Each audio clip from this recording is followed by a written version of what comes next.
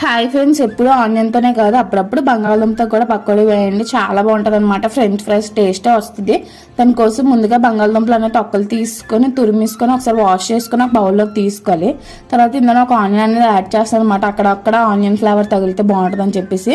తర్వాత ఇందులో సన్నతరం పచ్చిమిరపకాయలు ముక్కలు కరివేపాకు కూడా యాడ్ చేసుకొని తర్వాత ఒక 4-5 స్పూన్ల వరకు శనగపిండి 2 స్పూన్ల వరకు బియ్యం పిండి కూడా యాడ్ చేసుకొని ఇందులో పసుపు ఉప్పు కారం జగ్గదన పొడి కూడా యాడ్ చేసుకొని బాగా కలుపుకోవాలి. స్మాష్ చేస్తూ కలుపుకుంటే సరిపోద్ది అనమాట. వాటర్ ఏమి అవసరం పడదు.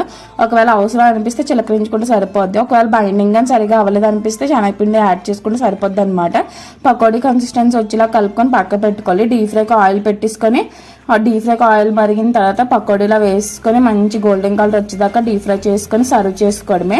వేడివేడిగా తింటే సూపర్ ఉంటుంది. పప్పులో కన్నా రసంలో కన్నా ఈవినింగ్ స్నాక్స్ లా కూడా సూపర్గా సెట్ అవుతుంది అనమాట. మీరు కూడా ట్రై చేయండి. మీకు కనుక మా వీడియోస్ వచ్చితే please like share and subscribe. మీకు సబ్ యూట్యూబ్ ఛానల్ ఫాలో అవ్వడం మర్చిపోకండి.